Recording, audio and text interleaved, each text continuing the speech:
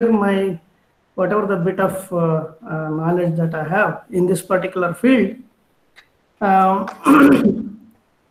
So what I'm going to do in the next 90 minutes is Dr. Harish has told me that the main audience are from the teachers from engineering as well as medical faculty. So what I will be doing in next 90 minutes is I'm going to tell you what are the resources available for bioinformatics research if you want to pursue on the internet. So that's what I've given the title, bioinformatics in cyberspace. So I hope I am audible to all. And I request all the participants to kindly ensure that you mute your audio, as well as while I am presenting, please don't try to push the presenting button in your Google Meet app. If you are on a mobile or if you are on a desktop, please don't try to push the button of present now. So that will, what happens is that will interfere my presentation. So with that brief background, let me start. If you're not hearing my voice, kindly put a message in your chat box so that I can understand. Or Harish sir can intimate me whether I am audible or not at any point of time. Harish sir, can you hear me? Hello. Hello. Yes, sir. We are hearing you. Okay, fine. So I hope all of you can see the presentation right now running. Yes, sir. Yeah. Yes, sir. Yes. Yeah. So the agenda here I'm talking about is I'll give you. Sundar sir, your voice is not audible. Okay. Hello. Is it the same for everyone?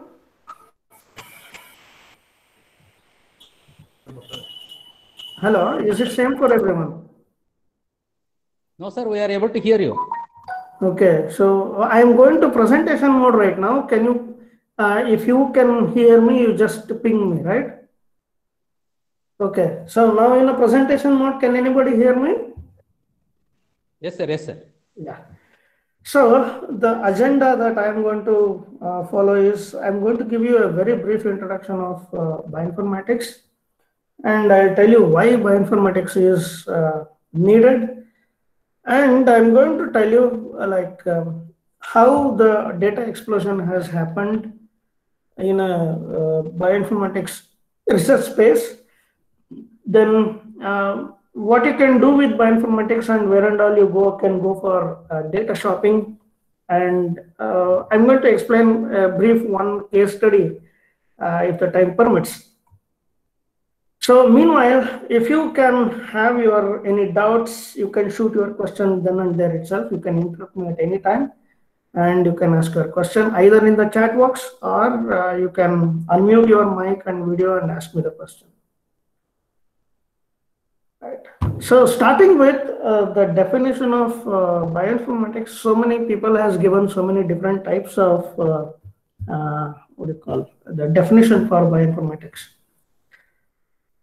Some standard institutes like NCBI has given a very elaborated definition, and at the same time, the editorial in BITS journal will concise the above definition into a very shortest form of definition of 2 lines. Bioinformatics is a combination of computer science, information technology, and genetics to determine and analyze the genetic information. But I don't think neither of these two will do a justice for definition of bioinformatics, because the second definition will concentrate morely on genetics, but bioinformatics is nowadays, it has evolved so much that genetics is only a very small part of the bioinformatics research space. So what I can say is, according to me, bioinformatics can be divided into 3 words. One is bios, the other one is informa, and tics. So you know that biology is bios plus logos, right? So logos is to study, whereas bios is the living system. So in continuation, we can say in one single sentence, biology is the study of biological information. So similarly, TICS is nothing but the systematic study. So it is the systematic study of biological information with the help of information technology. That's what is Informa stands for. So that is the one which is that is where the amalgamation of biology as well as information technology that is going on. So for this thing, I should thank you engineers, especially. I have a very great respect for you engineers, especially in computer science as well as information science domain, because the information technology, as we know, it contains computer technology as well as communication technology. So computer technology is all about collecting the information, storing the information, manage, process, search, retrieve, and present the data for various users. So that is the aim of computer technology.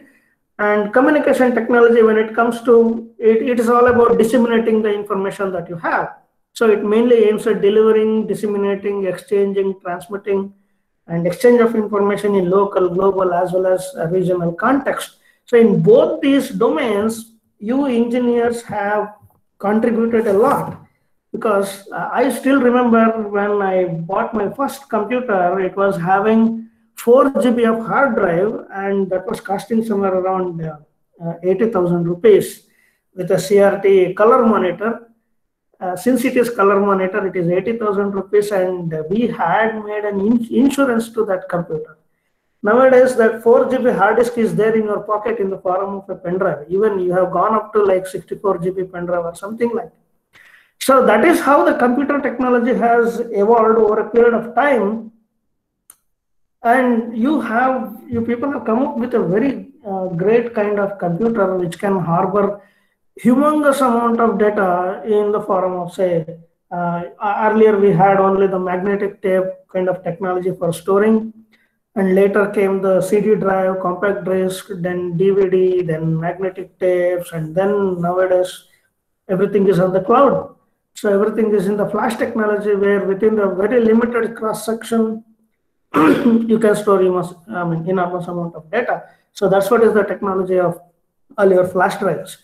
So and nowadays, recently I saw a report published by Massachusetts Institute of Technology, where they are using DNA for storing the information, where 1 nanogram of DNA was sufficient to store 1 terabyte of data.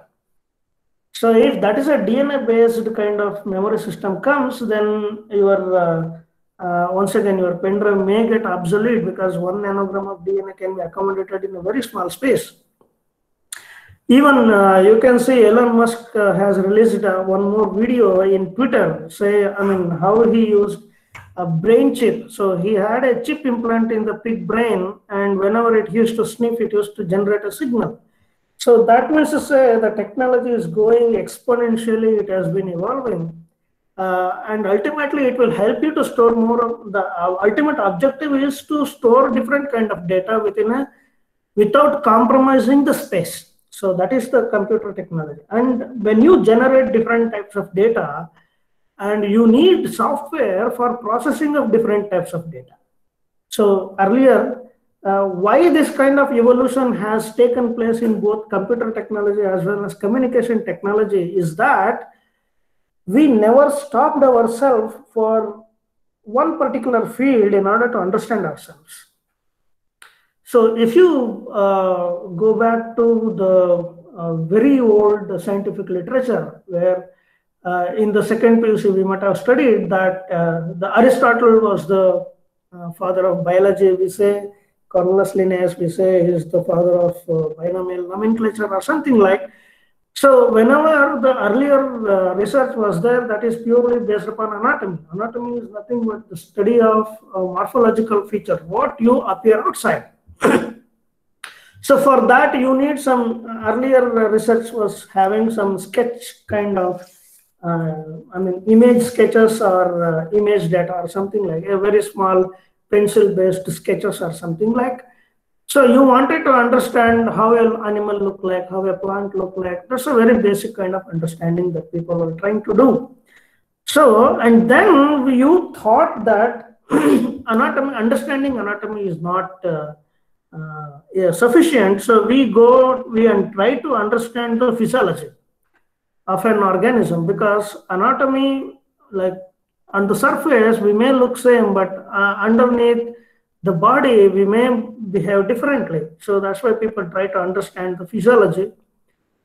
So when you go to the physiology from the external appearance, you went inside, one step inside the organism to the organ as well as tissue level in order to understand the physiology. But you are not enough, you are not satisfied with the whatever the data that is coming in the physiology. But when you go to the physiology, you need microscopes to observe the cells, you need different types of imaging solutions to observe how the cells are made up of, how the cells are interacting with each other. So you generated different kind of data. And when you saw that the physiology, you did not stop over there. You try to understand what is the chemical basis of the life. That is where the biochemistry comes in. Because ultimately, your body is nothing but the combination of protein, lipids, carbohydrates, as well as the other small molecules, small organic biomolecules. So if you can understand, being a biochemist, I say every organism is a meaningful, ordered arrangement of biomolecules. They are nothing else other than the biomolecule. So you try to understand what is the biochemical basis of life. So that's where you went for biochemistry. Now, when you try to understand the biochemistry, where you will be understanding the different kind of metabolism that is going on inside the cell, that time you were depending more on, say, a new kind of data like HPLC or peak data or spectroscopical data or different types of data. Once again, you can see you started from the pencil sketches, you came for high resolution image data, now you are at the spectroscopical data. Then you understand that you try to understand why the biochemical reactions vary within the different tissues of the same individual. The biochemical process that goes in brain is different from biochemical process that is going on inside the heart is different. So altogether it is different. So what is the reason why the different cells do contain different types of biochemical reactions? So the answer is that all these biochemical reactions are subjected to something which is giving the stimulus to the cell. Every cell will metabolize or behave like what it is behaving in response to some stimulus. Now, what is the stimulus? Stimulus can be hormones, can be growth factors, can be any other stimulus like any other ligand which is going to bind to your receptor on the cell. So all these that is the study of endocrinology, where you were in need of understanding what kind of signaling mechanism are there which is present inside the cell which responds to the external stimulus. So that is the endocrinology. Now you are in a condition where you try to understand the proteins on a whole. So which are the proteins which can alter the biochemical reaction? Now, you know that the biochemical reaction as well as the signaling stuff, so both of them are carried out by either enzymes or through the signaling molecules, which are essentially proteins. Now, these proteins are generally coded by the gene. So then you wanted to understand, that is where you started to think that if I want to understand the life completely, I need to ask the question at the genomic level. So then you started sequencing the genomes, try to understand the genetic basis of the phenotypic or biochemical, endocrinological, physiological, anatomical, as well as morphological difference between the organism. So that is what we call it as genome-phenome relationship. So later you discovered that there is something called a central dogma. We have been studying it since ages. So genomes, the genes which will be get converted into mRNA. mRNA is the one which is going to convert it into proteins. Now, the thing is, most of the cases, genomes will not culminate into transcriptome. Not all the genes get expressed in all the cells. For example, if you come to the glucose metabolism itself, muscle is going to express a different kind of hexokinase, whereas liver is going to express a different kind of hexokinase. So some important, what do you call it? Some important, for example, if you come to the RBC cells, you don't have the payoff phase, same kind of payoff phase in the glycolysis as that of the muscle cell. So in the muscle cell, the payoff phase is, say, a 5-step reaction, whereas in the hemoglobin containing the RBC cell, it is a 6-phase, 6-step process when it comes to the payoff phase. Because of the presence of one single enzyme, there is an additional enzyme called as phosphofructokinase 2 and FBPS, or fructose bisphosphatase enzyme, bifunctional enzyme, that is expressing only in the red blood cell, but nowhere else. So that means to say there is a tissue-specific expression. Not all the genes do express in all the conditions. So that's why you wanted to understand the holistic view of the transcriptome. When a signal is given to the cell, what are the different types of mRNA that it is going to express? So that is going to give you how the genome is behaving in response to a stimulus. So that is what is transcriptomics. Now then you discovered that there is something called as RNA interference, whereby not all the mRNA that is expressed is going to get converted into proteins. So that is why you wanted to establish the presence of one particular gene product at the proteomic level. So that's why you shifted on to proteomics and then metabolomics, because proteins are the ones which carry out the metabolism. Then you come to systems or network biology to have a holistic view of what is the signal, what are the different proteins which are interacting with each other to bring about one change at the systems level.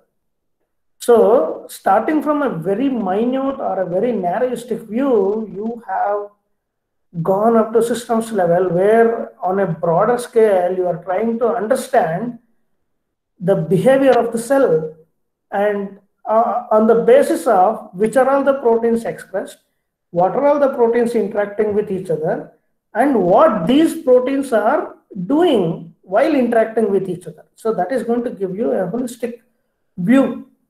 So as a result, each and every kind of steps, so that is going to generate a different types of data. You may have a sketch data, you may have an image data, you may have a spectrophotometrical data. Then the genomics, you have a sequence data. In proteomics, you have a sequence as well as structure data. You have a reaction data, and you have a protein-protein interaction data. So many different types of data you have generated. And when you have generated so many different types of data, you have to improve your computational capability to harbor such a huge amount of data and such a different types of data. You have a diversity in the data types as well as data volume also.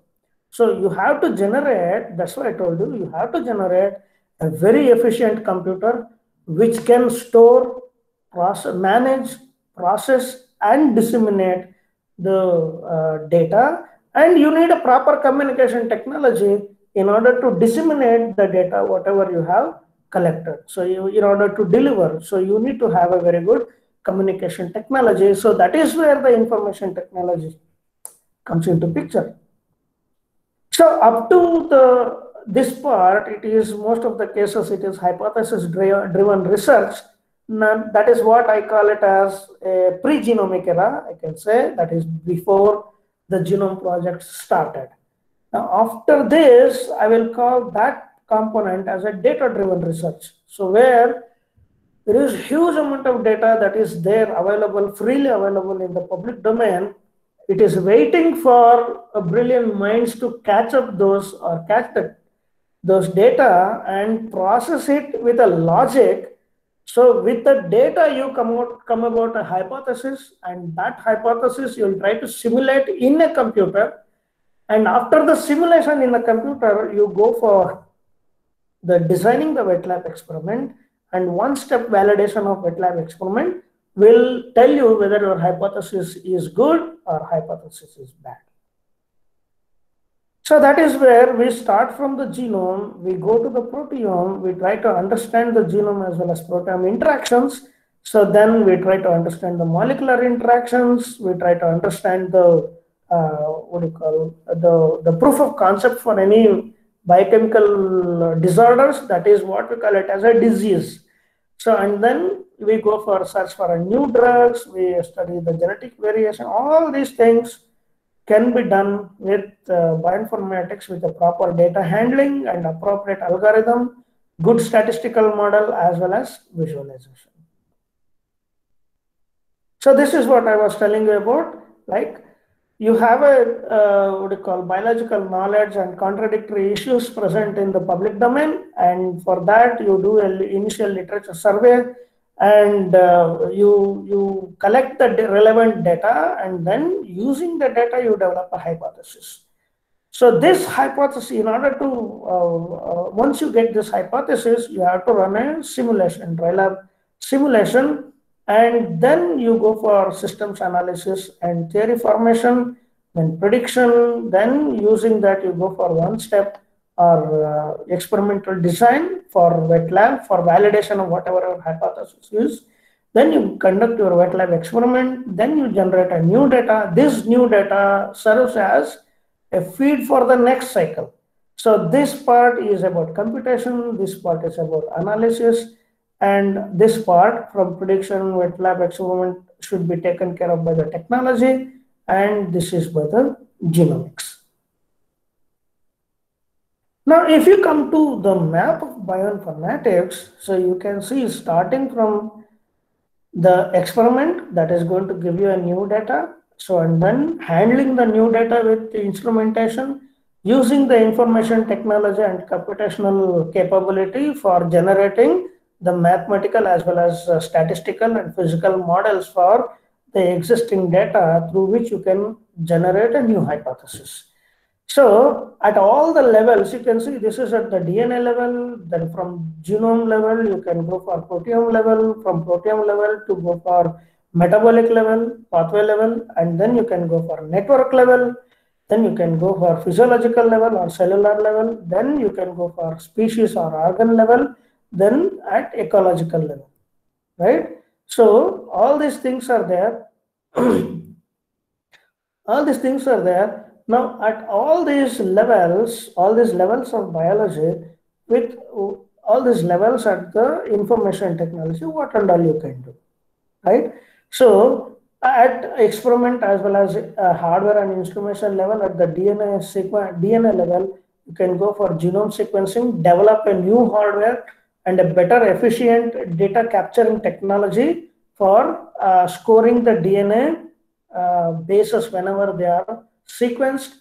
Then at the computation level, whatever the data coming from the genomic project, you can go for genome data analysis, and from this you can generate a field called as a statistical genetics. So from here you can go for asking different questions with the existing data.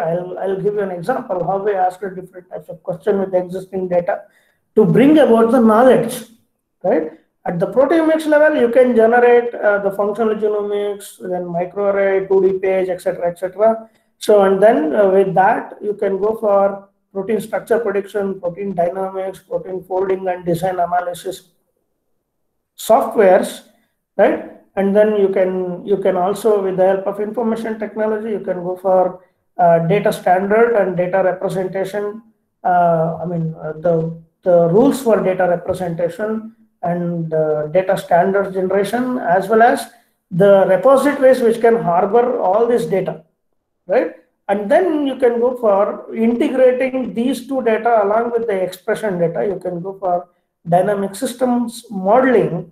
So dynamic systems modeling will help you in order to identify the biomarkers. So Dr. Jai Huskare will be talking about this systems modeling. Probably I saw his brochure.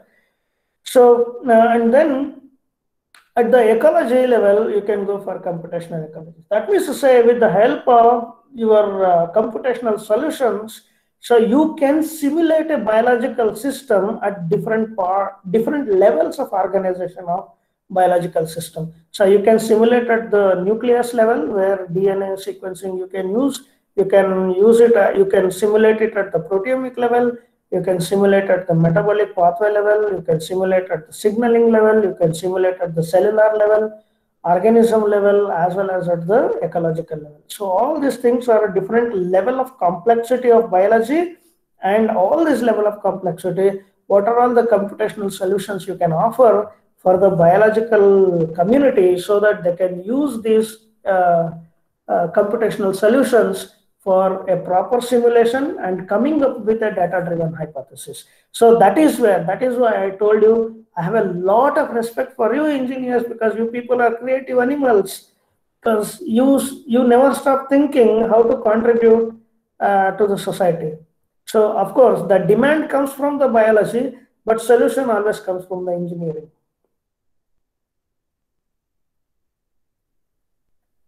Right. So continuing this argument itself, I'll give you a brief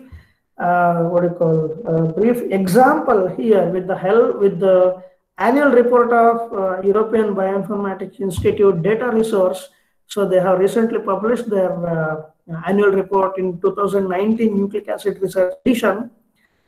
So you can see at the literature service, you have biostudies as well as Europe PMC databases, which serves you huge amount of freely available existing literature, which you can study for your research problem, understanding the previous development in your field of research problem. Now, if you come to the molecular archives, so European Nucleotide Archive is there, European Variation Archive is there. This is just like DBVAR of NCBI, where variation of genetic component or single nucleotide polymorphism data is available. Then you have European Genome Phenome Archive.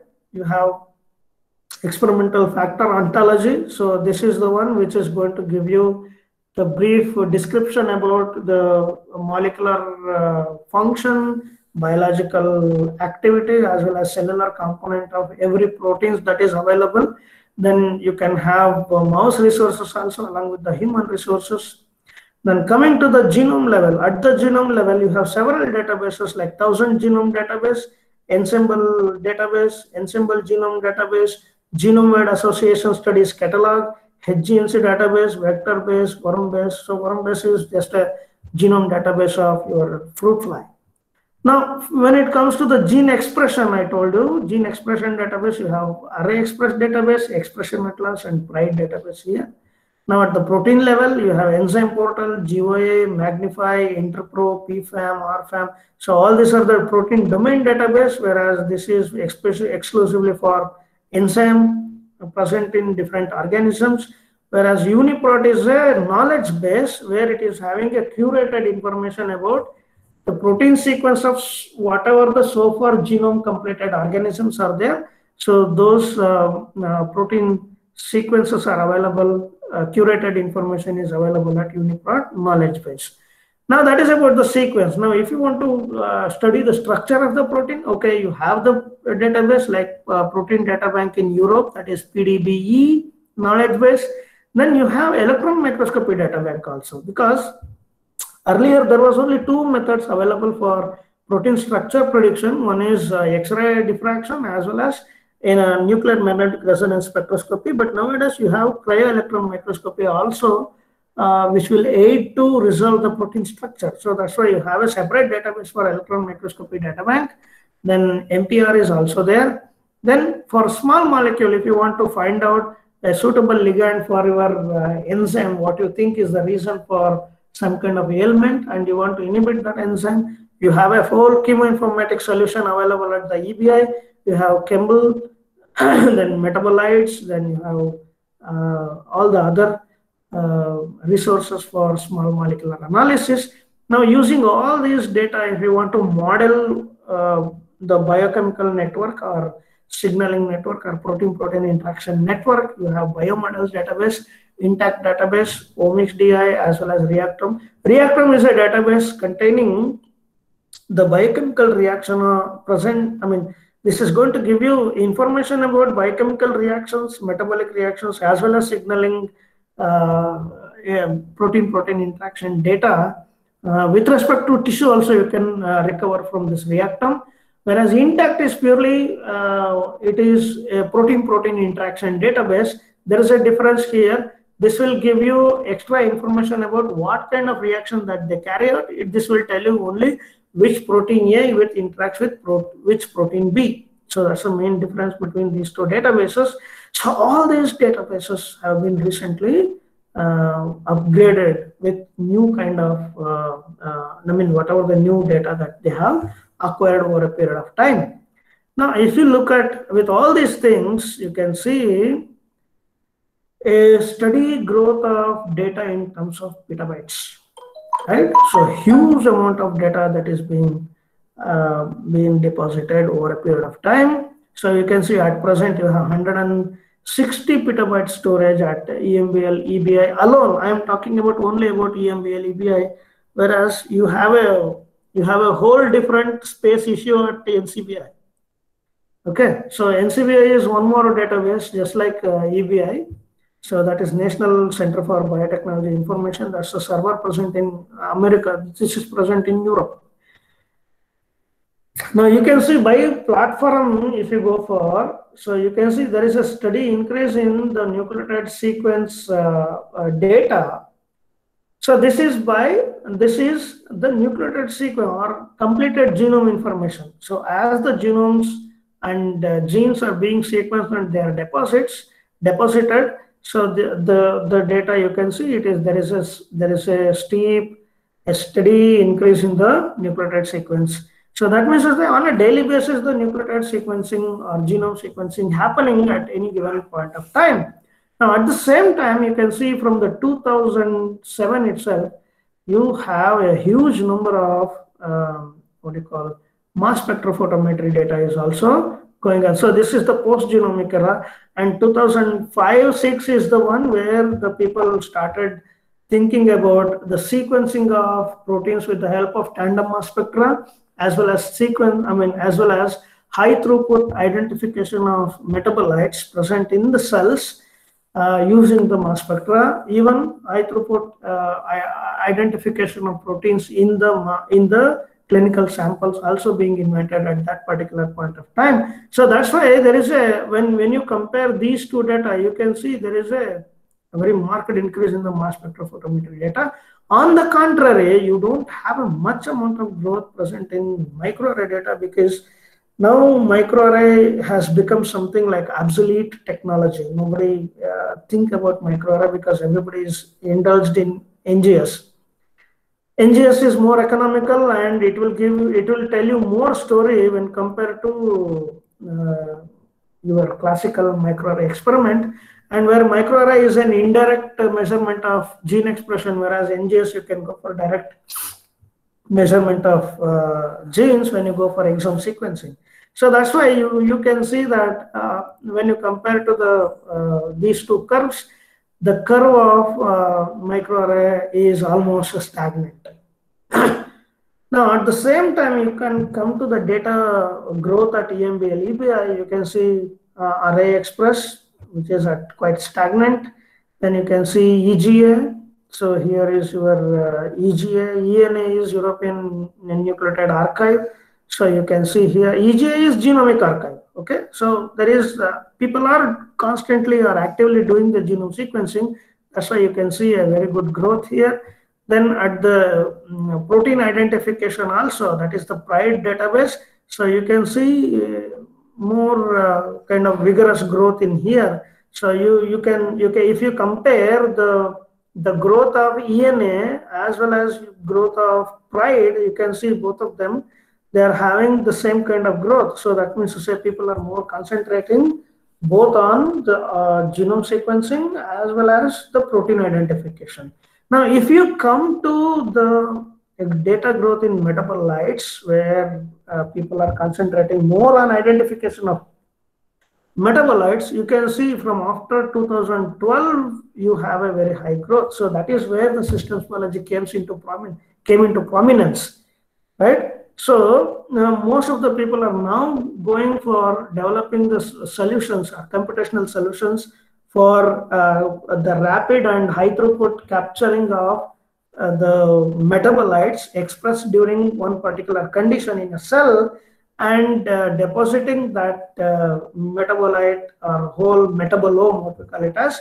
So those metabolome information, and using that metabolome, people are trying to go for systems level modeling of the cell, how the cell is going to behave, what is the metabolic dynamic of the cell when it is responding to some kind of data, some kind of stimulus. So all this data, you can see it is being harbored and managed and processed by 34,000 crores, out of it 27 high throughput cores, whereas 27,000 high performance cores.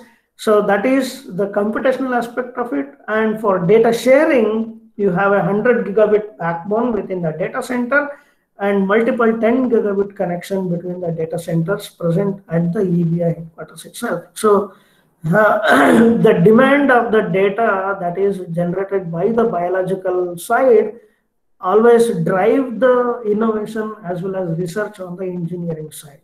So people are very creative.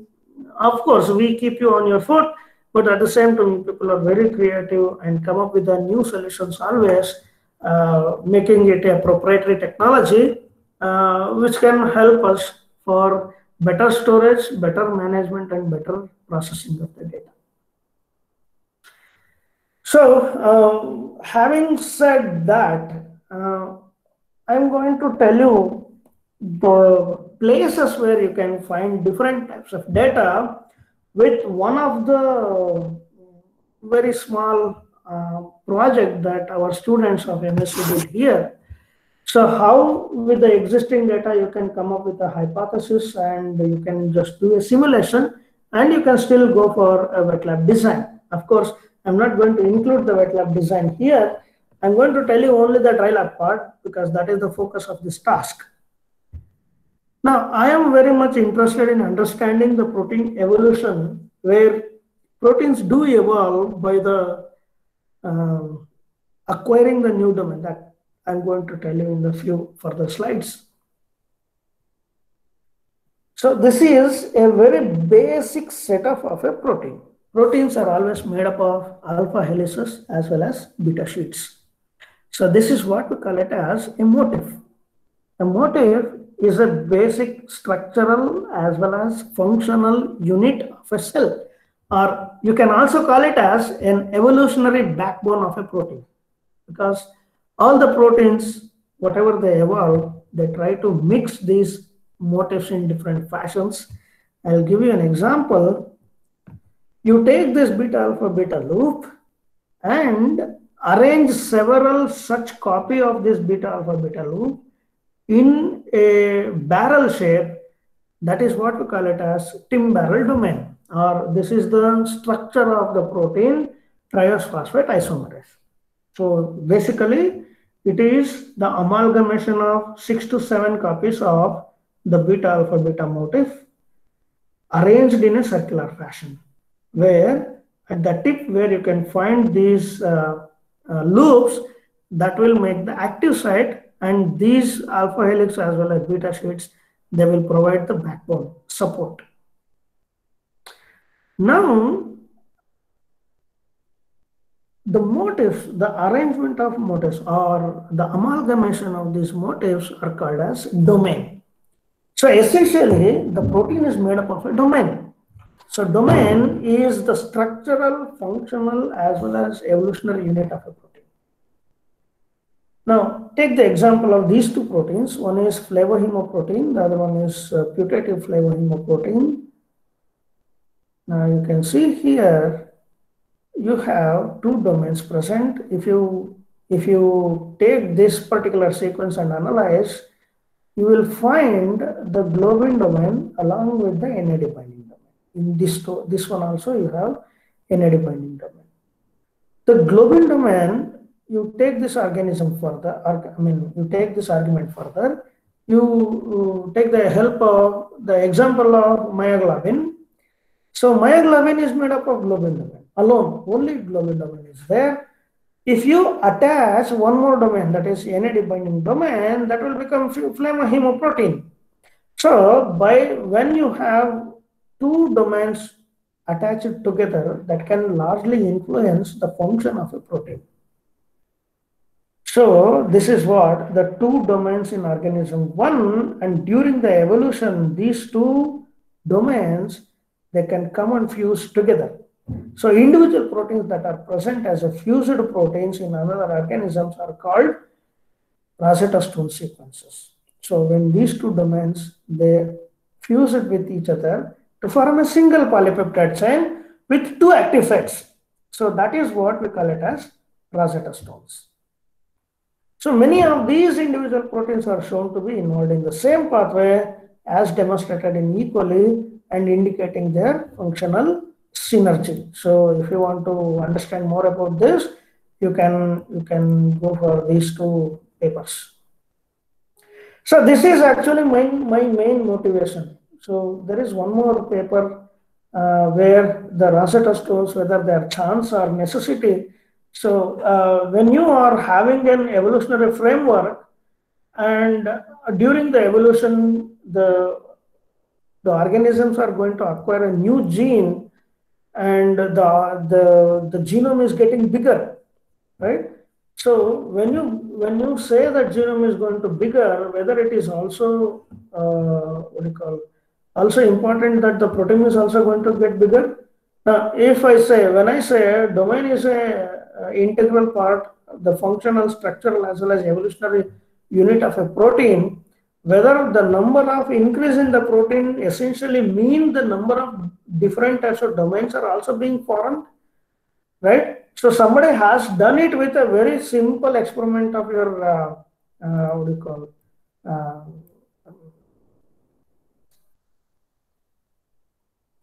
very simple statistical model, right? And they have shown that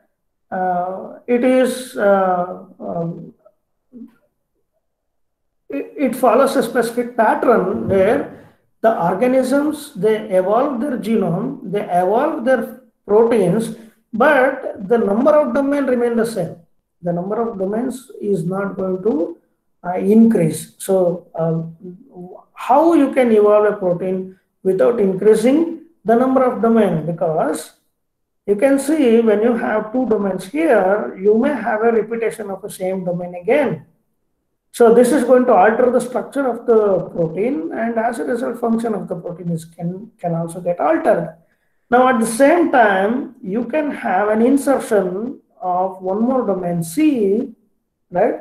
So as a result, now this protein contains 4 domains rather than 3 domains. Now these proteins also behave differently.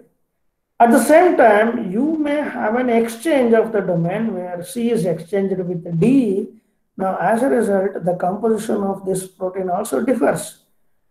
And at the same time, you can have a deletion of a domain itself. You can see here, the A is being deleted. Now, as a result, the function of this protein also varies. I can give you one more example, better if you look at here. So what is common in all these things is SH2 and SH3 domain. SH2 as well as SH3 domain. You can see in SRC, if you see only one SH2 domain and SH3 domain is there along with the kinase. But here, when it comes to GRB2, you have 2 SH3 domain and 1 SH2 domain. In NCK, you have 3 SH3 domain and 1 SH3 domain. So this is the example for duplication, domain duplication.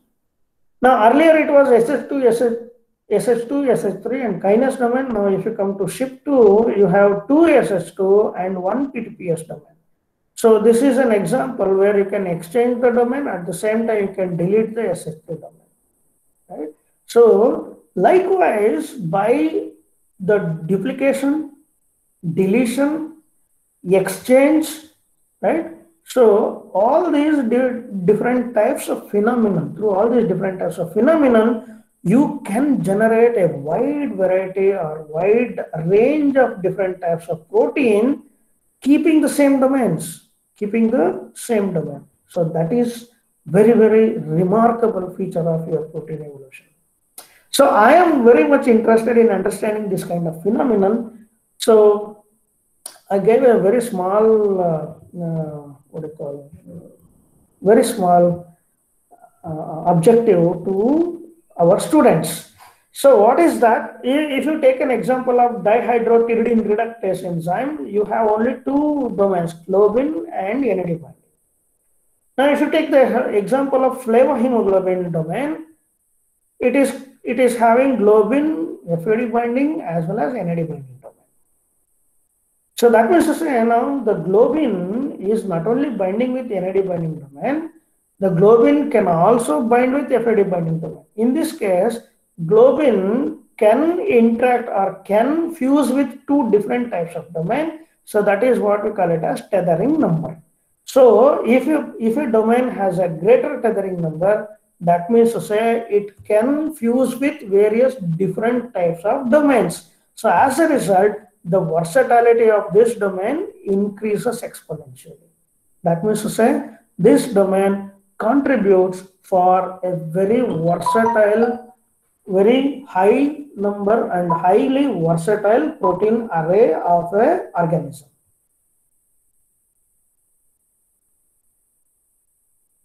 Now that is what is about. There are two different aspects, that is duplication, which leads to the abundance, and recombination that leads to the versatility. So you can see these are the different domains where this domain is in very high number. So that means to say this domain is frequently occurring. Out of, say, you have a 10,000 proteins expressed by an organism, and all these proteins you collect and identify, try to identify the domains, you can see one domain which is reoccurring very frequently. So that is what we call it as abundant domain. So in all the organisms, you will see this kind of phenomenon. Some domains will be very frequently abundant, and some domains are very, very less in occurrence. Now, at the same time, you can also find a phenomenon where one kind of domain is going to fuse with so many different types of other domains. So that is what in the previous slide I told you is about versatility. So you can observe both of these phenomenon when you analyze one particular proteome.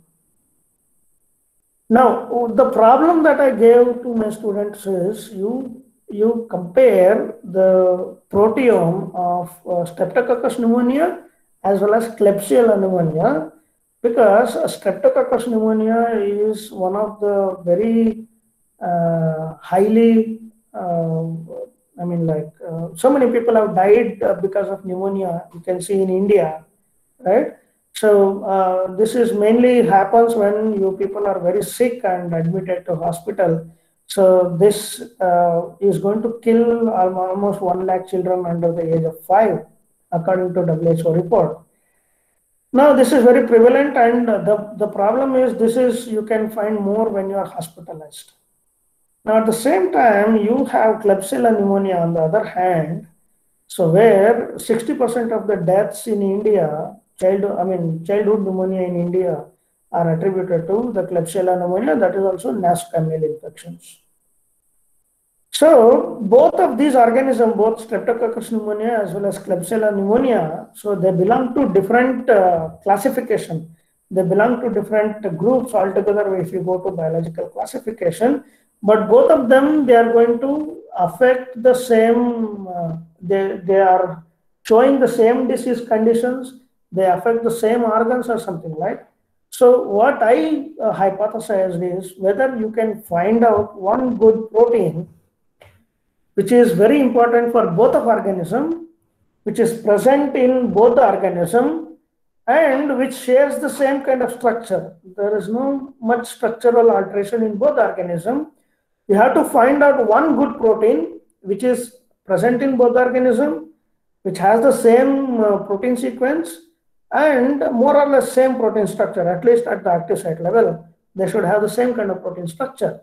Now, if I identify out of so much amount of proteins, if I identify that particular protein, then with a single drug, I can knock out both the organisms. So that is the idea.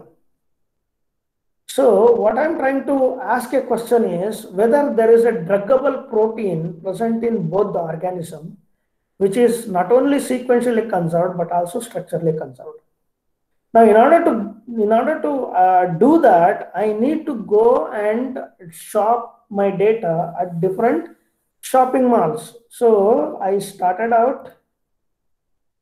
So the objectives of the project was like the collection of data set of putative proteins, then domain search and cataloging, domain-based re-annotation, identification of druggable protein, and you go for 3D modeling, then if possible you do a virtual screening. So all these are the objectives. Now, the first thing is the collection of the data. Now, before going to any research, it is very advisable that you do a proper research survey or literature survey. So that is where you need the literature databases, the repositories where you can have the access to thousands and lakhs together of papers which are freely available to you or through your institutional logins. So that is where these literature repositories will help you. So this is the pipeline. So we did some literature survey, and based upon that, we selected these two organism strains, especially. So then we collected the protein sequence of proteome sequences. Then we try to identify the domains and list of domains which are common in both the organism. Then you do the PSI-BLAST, delta-BLAST, all this. I'll explain you in subsequent slides. And whatever the proteins that comes, we analyze for its druggability.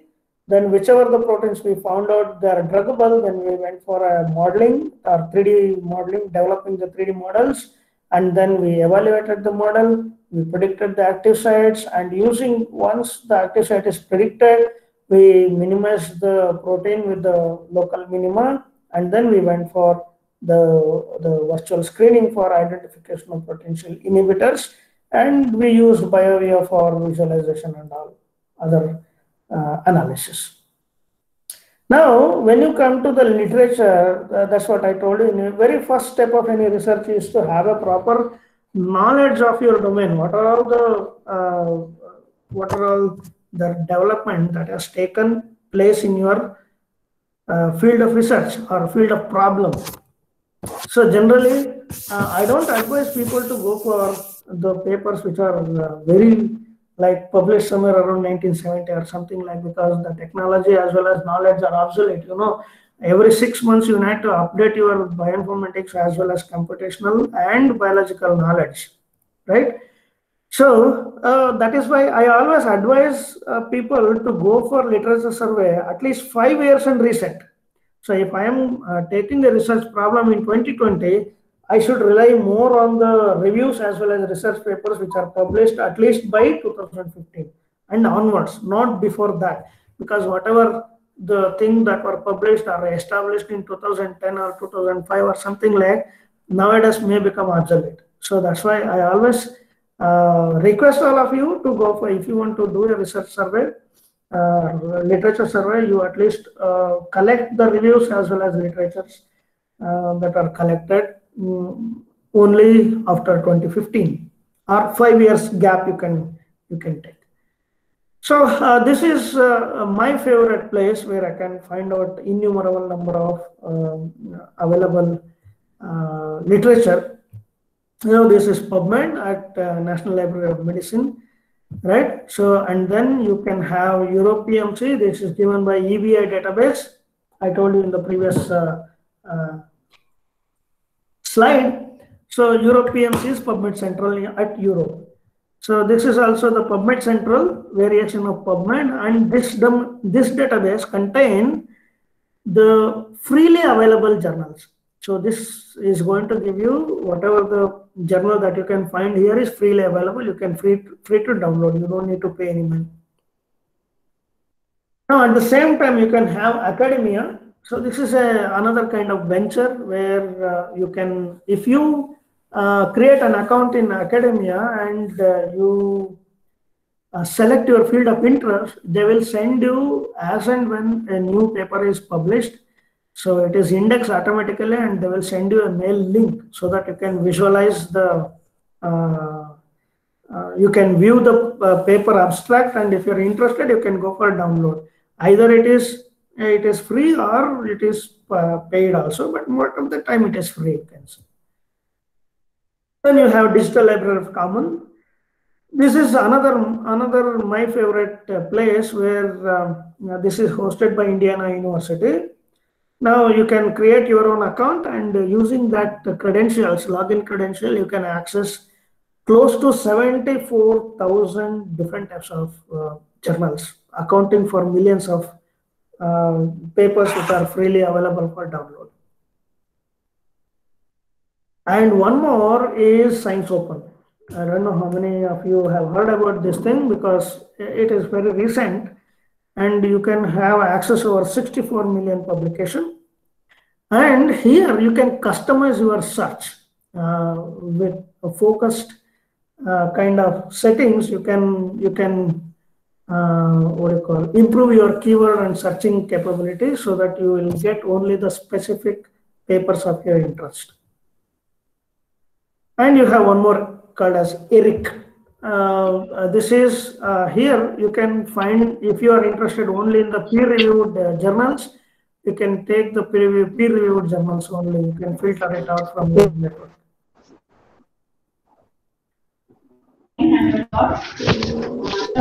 Okay, somebody is having any question? I'm hearing some voice. Anybody want to ask a question?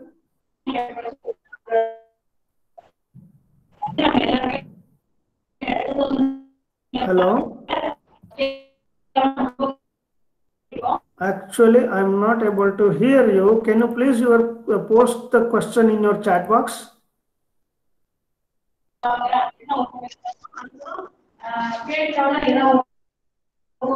Please post your question in the chat box.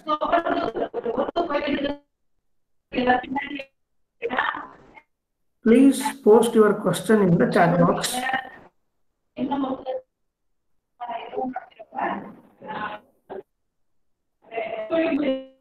Hello? Hello? Hello?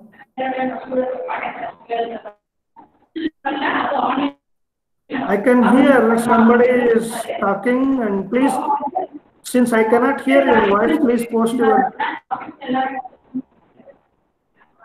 or else please mute your microphone, please.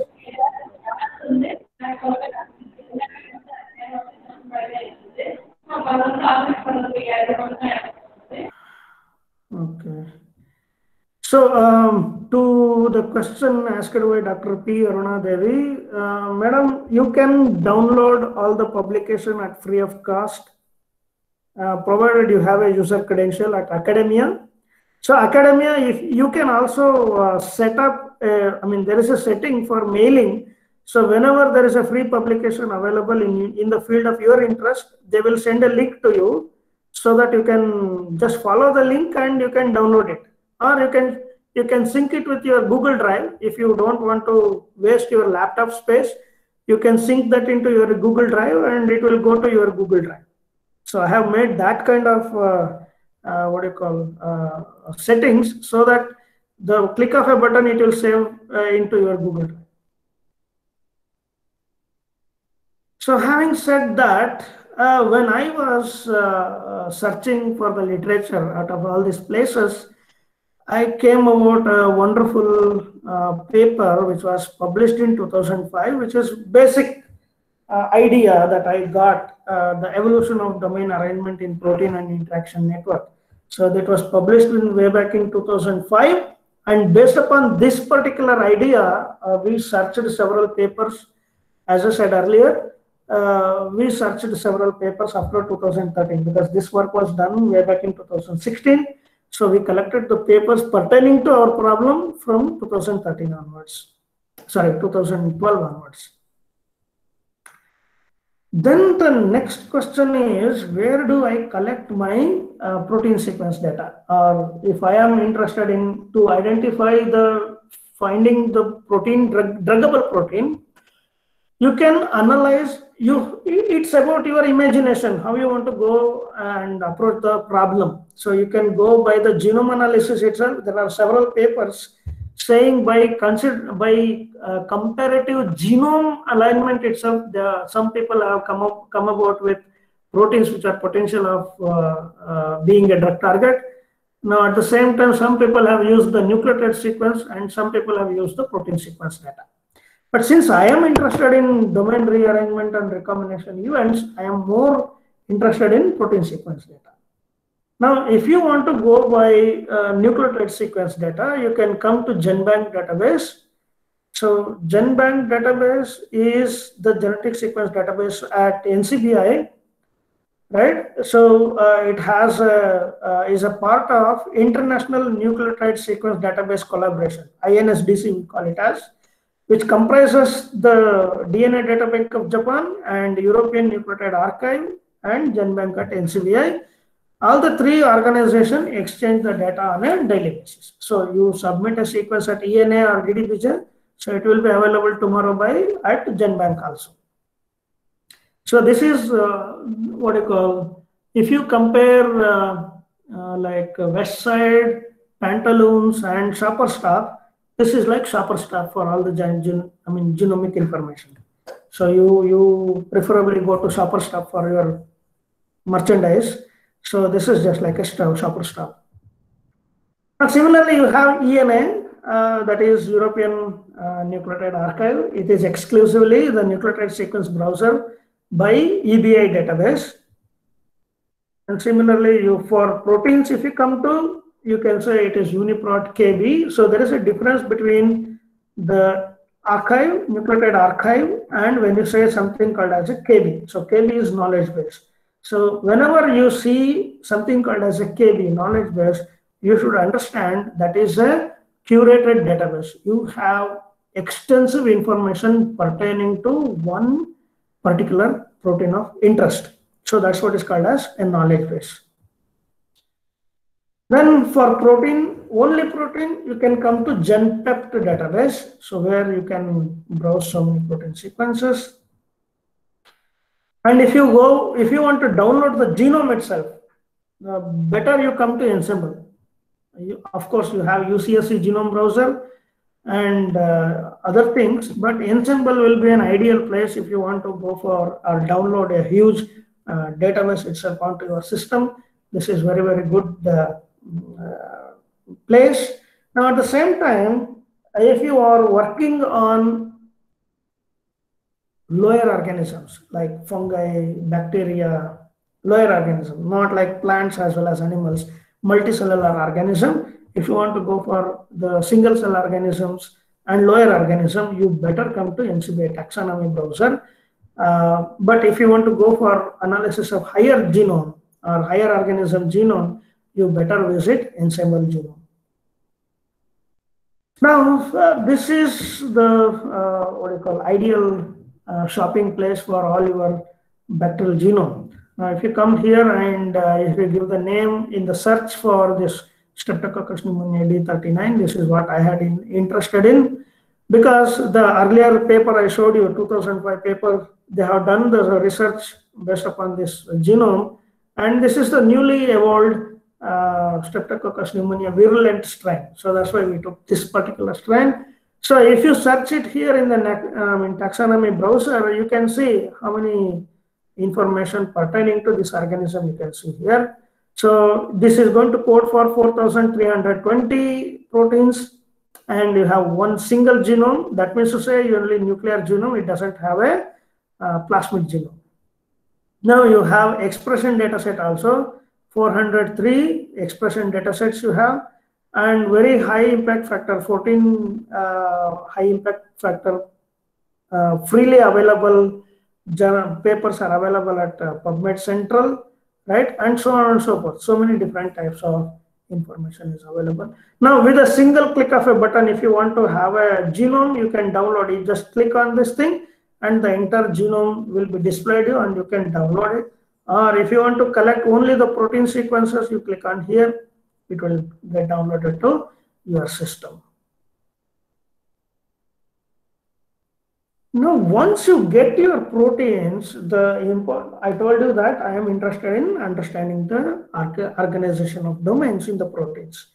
Now, if you want to identify the organization and domain composition of different proteins, now you can come to different databases. So out of which conserved domain database is a very favorite one, because you can go by searching for a single protein sequence, or in a batch series search, all the 4,320 protein sequence you can submit at a time, and it will send the results to your mail with the link, and you can go to that link and download the domain architecture. Now, at the same time, SMART is another database, but only problem here is you cannot go for a batch search. You have to go for individual domain searching. You can input one sequence at a time. That is the problem of SMART database. Now, this is another one, ProSite database, another domain database. But what this is containing is something called as position-specific scoring matrix. So these databases have been created based upon different data models. So somebody will ask about the frequency of occurrence of amino acids.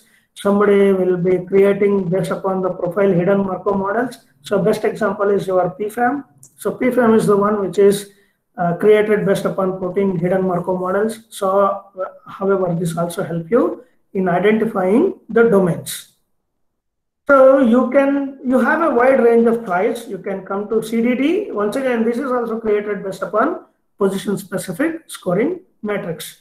So then you can have, you can come and look at the SMART database. You can come at ProSite database. You can come at PFAM database. So all these databases at the same time. Interpro database is also there. Ideal database is there. Right? So all these are the different databases. You can come wherever you feel comfortable. Okay. So, however, all this gives you extensive information about the domains present in your proteins. Now, once you analyze the domain composition of your proteins, the second thing is identifying the list of domains which are common between the two organisms that you have taken. So you have a proteome of Klebsiella pneumonia, you have the proteome of Streptococcus pneumonia. So between these two genomes, how many domains are common? And then the thing is, how many domains are common here? Now, out of how many common domains, how many of them are known, with known function? So if you don't know the function, then you have to go for re-annotation of the protein. That is based upon the domain-based re-annotation of the protein. For that, you have to do a position-specific iterated BLAST and followed by delta BLAST. Delta BLAST is done to ensure that whatever the proteins that you have identified in the pathogens is not present in the humans. So whatever the protein that you identified here, they should not be present in human. If you design an inhibitor for a protein which shares a structure as well as function in the host, you're not only killing the pathogen, but at the same time, you're also doing some damage to the host organism. So you have to make sure that these domains as well as proteins are present only in the bacteria, but not present in the host. And then followed by you do the domain-based re-annotation. And out of these things, the next question is, okay, I have got these n number of proteins which are having no homology with the humans or the host, and I have re-annotated. Re-annotation is a process where the proteins whose function was not previously known will be assigned with a function with the help of computational solutions.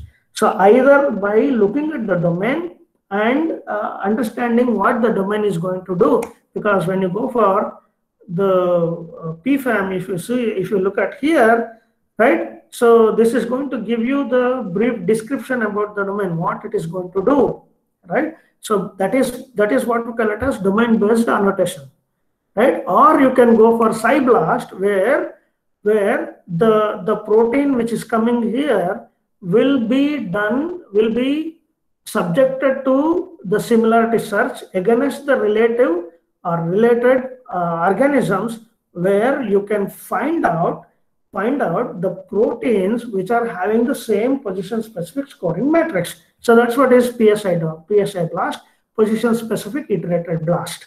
So now when the position specific scoring matrix of some remote organism is same with this particular protein that you have just identified, so if both of them are similar, you can assign the function of that protein directly onto this protein. So that is what we call it as reannotated protein. Now, when you have a list of reannotated protein, the next question you are going to ask is whether they are druggable. Now, the problem here is when you say a protein is a druggable, it has to have some kind of characteristic. Now, when you say something called as a target for a disease, so you are addressing it depends on the disease that you are going to address. There are two broad kind of diseases. One is infective diseases. The other one is inborn errors or inborn diseases like diabetes and cancer. So diabetes, then you have hypertension, cardiac arrest. So all these things are inborn errors. Whereas, this COVID, the popular nowadays, he is the superstar. So the COVID as well as tuberculosis, pneumonia, so all these things are infective diseases. Now, when you are addressing an infective disease, your definition of a drug target or a druggable protein is that a protein which should be available or which should have a very high bioavailability. That means your drug should easily find out that protein, bind to that protein and inhibit that protein. Remember, in infectious disease, you always pick up a protein to knock it down, not to regulate its function, but to inhibit its function. Now, once you inhibit the protein, that means that protein should be inevitable for the survival of the organism. It should be inevitable for the survival of the organism, where knocking out that protein will lead to the death of the organism. It should be the death of the organism. So that is very important characteristic when you define a drug target.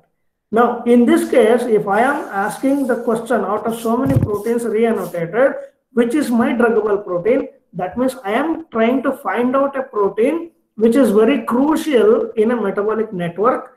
So knocking out of which is going to knock out the organism by shutting down a very crucial metabolic pathway. So that is the druggability assessment. Now, and after that, once I identify this druggable protein, the second thing is, can I get a three-dimensional structure from the sequence? So that is where several modeling server as well as software comes into picture. Now, using the modeling servers, you can generate the 3D model from the sequences, and you have to evaluate that the models that you got, whether it is a good model or a bad model or something else. And once the model is good, you confirm that you have a good model, you can go for CASP server or active set prediction server. Now, once you have an active set predicted, then you can go for virtual screening. Now, in the virtual screening, you can identify the potential inhibitor for your protein. And once you get the results, you can visualize with so many different types of visualizers. That is the general pipeline.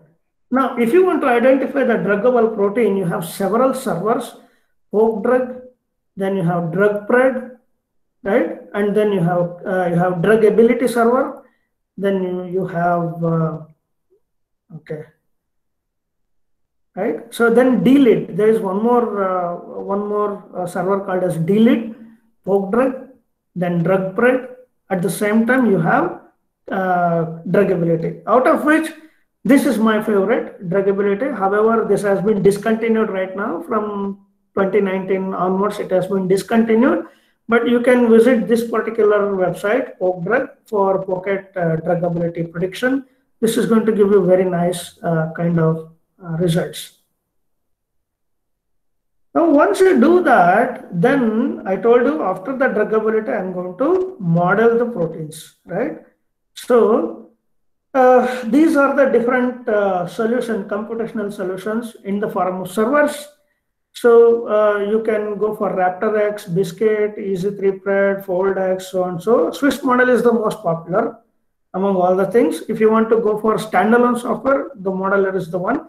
This is freely available. All these are free to use server except Robota.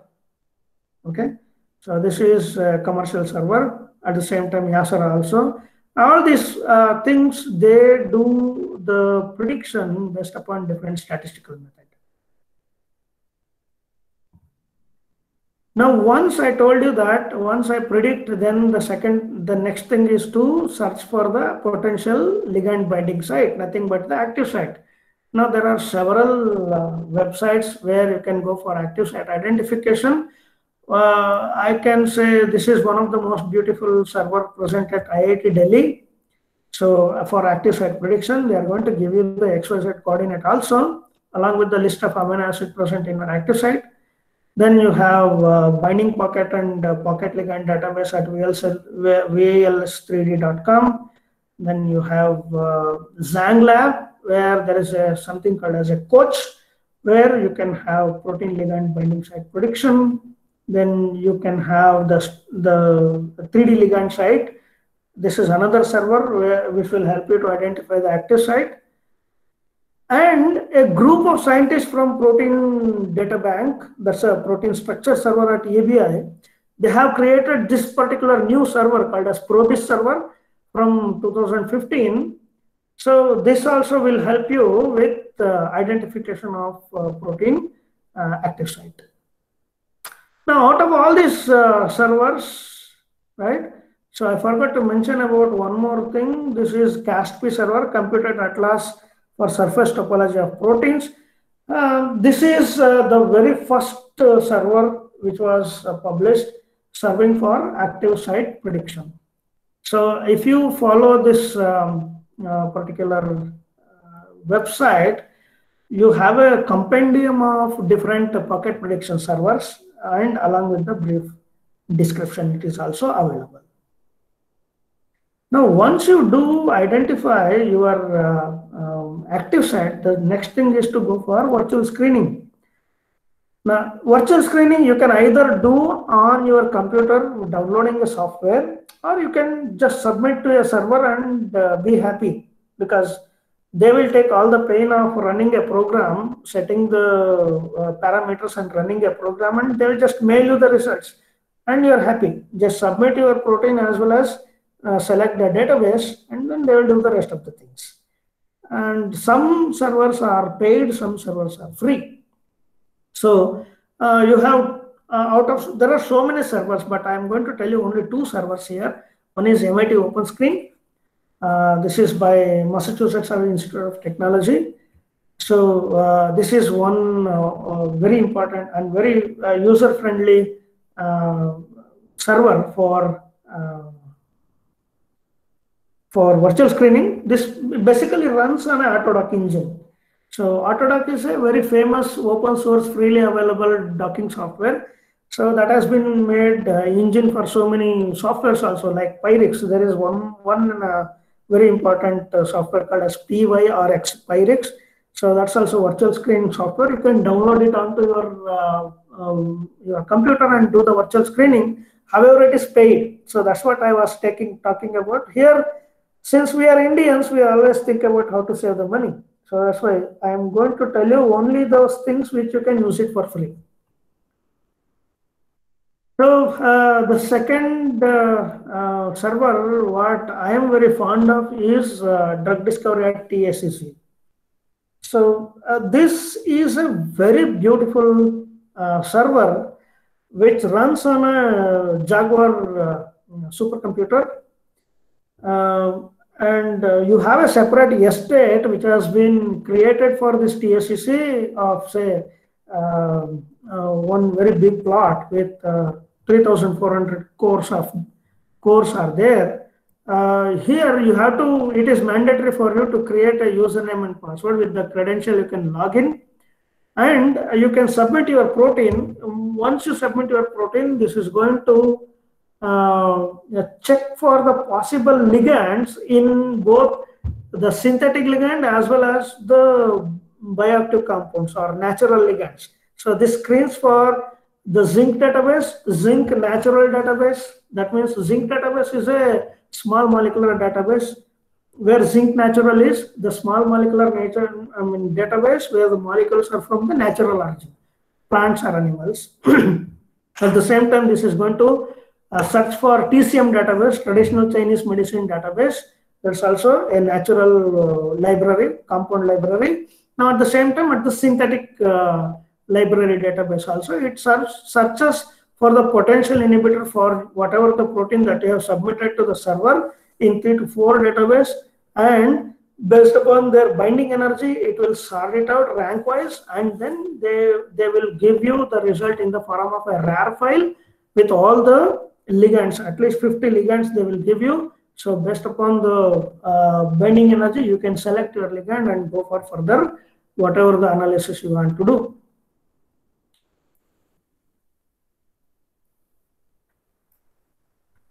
Now you can see when I compared these two genomes, I found this particular domain which is very much abundant when out of these two genomes. So that is GFO, IDH, MOCA. So when I inquired about this protein, so I identified that this particular protein is the one which is going to code for inositol 2 dehydrogenase. So these are the list of proteins which are reannotated in Streptococcus pneumonia, and this is in Klebsiella pneumoniae.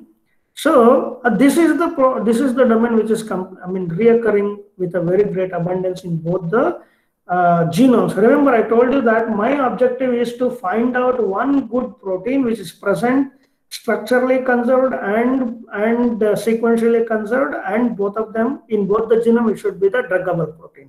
So that is what is my aim in this particular aspect. So that is why I selected this particular enzyme, because this is containing this particular domain, GFO, IDH, MOCA domain, which is highly abundant in both the domain, in both the genome. So then what I do is whether it is druggable protein. I told you, remember, druggable protein is defined as a protein knocking out which it should knock down multiple proteins connected to it. I told you that the protein never works in isolation. It always interacts with different proteins. That's the idea of systems biology as well as metabolomics, right? So if you look at here, this is the protein of interest. See here, this is going to coordinate the proteins of function of so many proteins. So if I knock this down, these proteins network cannot communicate with each other. This is the gateway for information flow from this network and that network. If I knock it down, now there is no communication between these things. So as a result, you can shut down the entire metabolic network.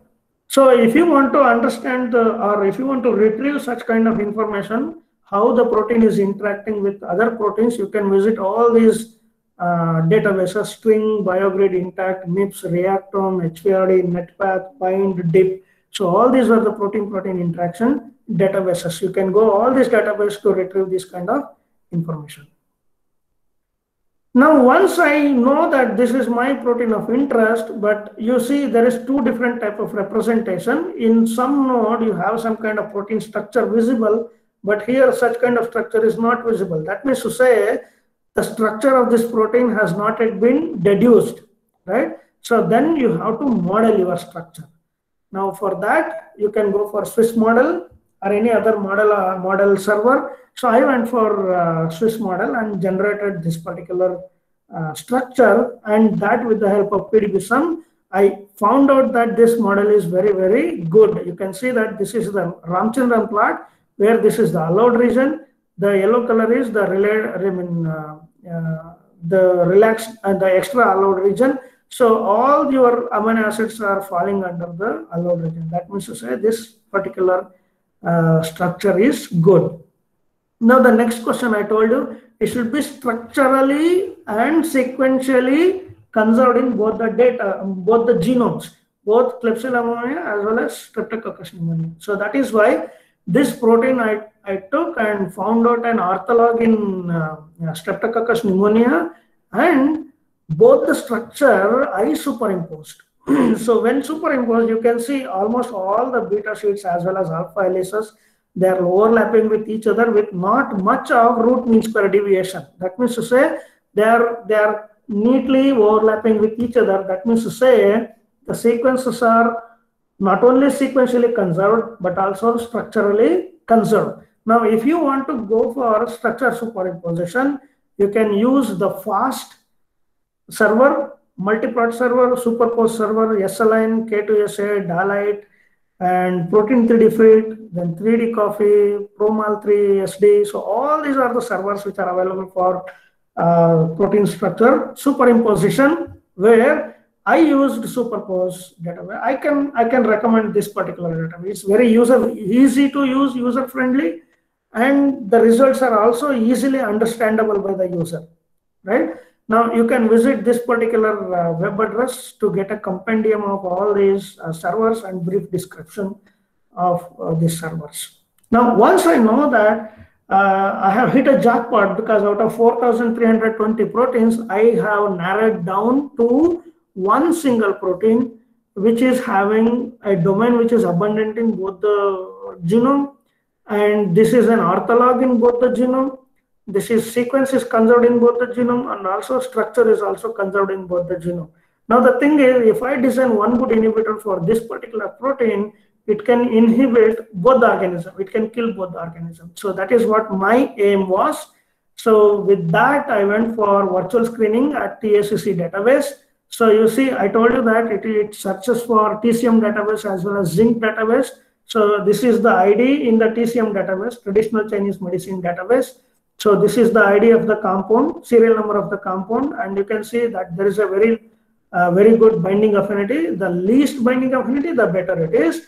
So once you identify the ligand, you have to do a safety test also, whether it is mutagenic, whether it is tumorigenic, which is going to interfere with your reproductive system, whether it is going to be an irritant.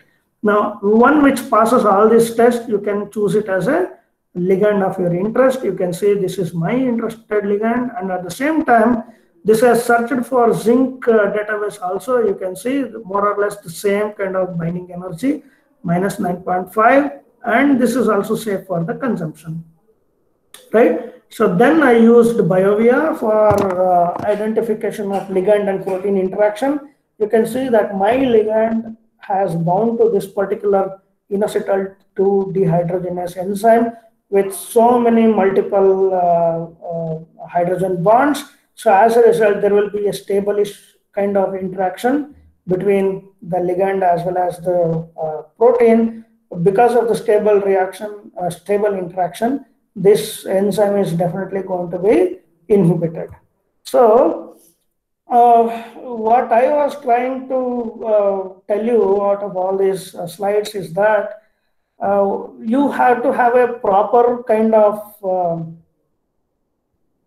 idea or problem once you select. So you design a pipeline, and for every step of the pipeline, you have a lot of computational resources available, right? So hope I have told you, starting from the data collection, then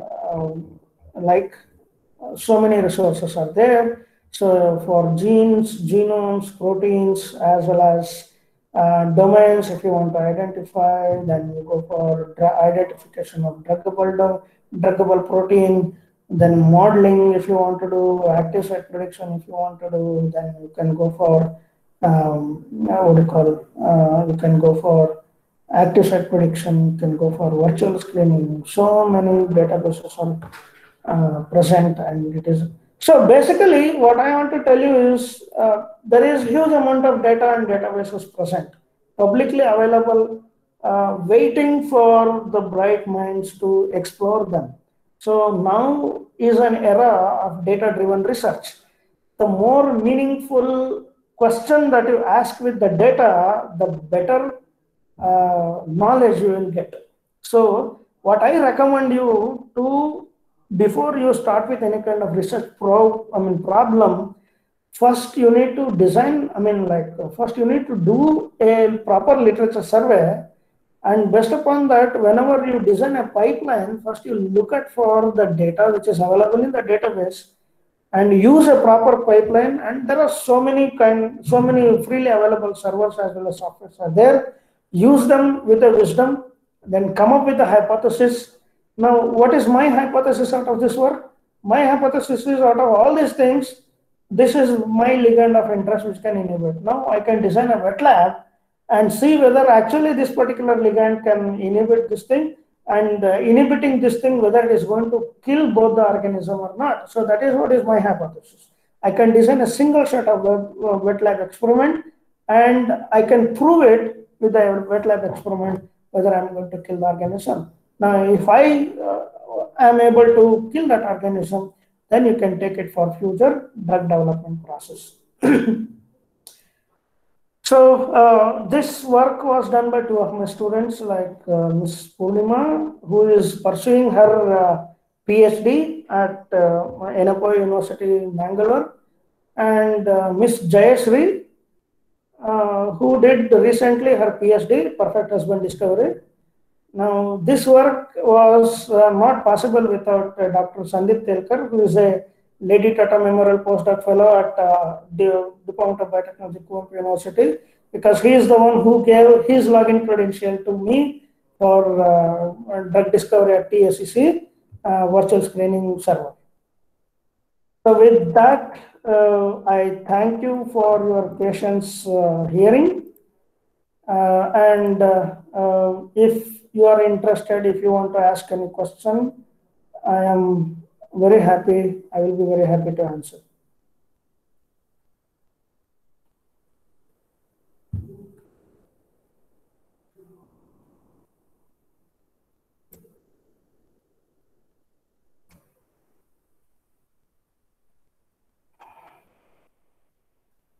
Okay, if I am audible to you, I am requesting once again, if you have any questions, please shoot me the question. I will try to answer your questions. So for which are the reference books to refer? Actually, I don't, Dr. Swati, I don't recommend you to go for reference books to refer, because these protocols, as well as the server's description of the server, how they do work, they usually are published in Methods in Molecular Biology series by Humana Press. So which are very, very costly to procure. One book will cost you somewhere around 11 to 12,000 rupees. So I don't recommend any reference books for these things, but I can recommend you some of the review articles, which, usually you better refer for nucleic acid research. Every June edition, they publish the database report, and every January edition, they publish about the tools or server reports. So I recommend you to look for the June as well as January editions of nucleic acid research. Hello. Yeah. Thank you, Dr. Santosh Kumar sir, Sure, for your valuable information regarding the path of how to discover the drug. From the beginning to the end, you have shown a very good path regarding the drug discovery and the designing. Thank you. So any questions from the audience? So please, one by one, ask the questions. Okay. Some Suruchi Gupta, she is asking, can we use this study in fungal pathogen related to plant? Right. So you can definitely, Miss Suruchi, right? So you can definitely do this, because pipeline is a pipeline. Okay. So whether you use the protein for bacteria, whether you use the protein for fungus, it remains the same. The data remains the same. That's what my idea is. Data is a data. It depends on how do you look at the data, right? So if you are accessible to the data of your interest, you can use this pipeline. So what I am interested more in designing the pipeline as well as methods. I will be very happy, all right, to design the. You can even contact me. I can help you in designing the pipeline. So once you have the pipeline, if you have the access for the right data, you can definitely work it out. the host as well as organism is it doesn't matter. Thank you, sir. Thank you, Santosh, sir. So the next session will commence at 11:30.